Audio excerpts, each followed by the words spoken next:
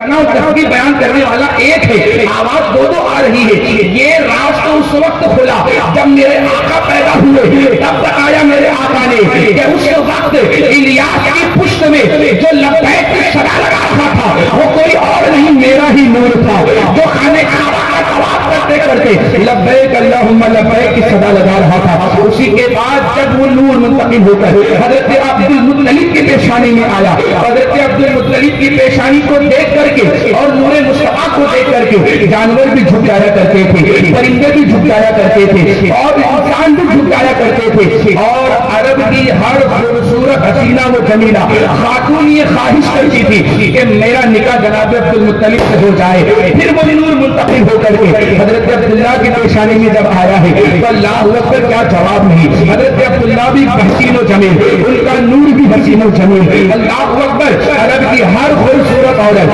خواہش کر رہی ہے کہ میرا نکاح عبداللہ سے ہو جائے، میرا نکاح عبداللہ سے ہو جائے۔ یہ اس لیے ہو رہا ہے کہ وہ نور مصطفیٰ جو آپ کی پیشانی میں جگمگا رہا ہے وہ ہمیں مل جائے، وہ ہمیں دے دیا جائے۔ مگر قسمت میں تھا حضرت آمنہ کے، حضرت آمنہ رضی اللہ تعالی عنہا کی شکم مبارک سے تمام کائنات کے انبیاء جلوگر ہوتے ہیں۔ فیضان ملت اسلامیہ، آج کی میری تقریر کا خلاصہ یہ ہے کہ ہم سب نور والے نبی کی امتی ہیں، اور انشاءاللہ اگر ہم نے سچ محبت رکھی تو یقیناً ہمارا دل بھی نورانی ہوگا، ہمارے احساسات بھی نورانی ہوگے، ہمارا ظاہر و باطن بھی نورانی ہوگا، قبر بھی نورانی ہوگی، اور انشاءاللہ میدان محشر میں بھی ہم جب قبر سے اٹھیں گے تو نور دائیں بائیں ہمارے ساتھ چل رہا ہوگا۔ اللہ کی بارگاہ میں دعا ہے اللہ تعالیٰ کہنے سننے سے زیادہ ہمیں عمل کرنے کی توفیق عطا فرمائے۔ وما علینا الا البلاغ۔ السلام علیکم۔